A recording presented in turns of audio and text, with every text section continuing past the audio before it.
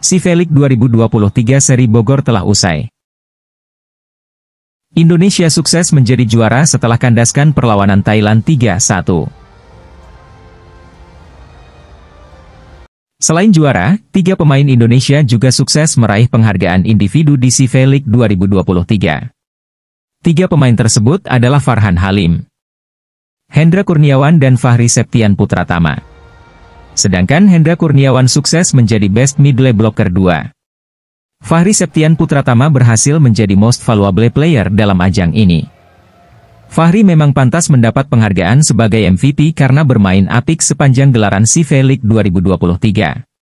Di laga malam hari ini, Fahri Septian sukses mencetak 23 poin untuk Indonesia dan menjadi pencetak angka tertinggi.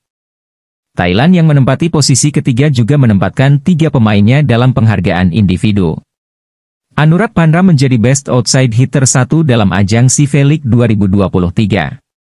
Pemain Thailand lain yang mendapat penghargaan adalah Kisadanil Sawai sebagai Best Middle Blocker 1. Sedangkan Charoensoek Tanapat menjadi Best Libero dalam CV League 2023. Vietnam yang berada di posisi ketiga menempatkan 1 pemainnya, Din Van Dui sebagai Best Setter. Filipina yang menempati posisi keempat juga mengantar 1 pemainnya mendapat penghargaan individu. Steven Rotter mendapat penghargaan individu sebagai Best Oppositor.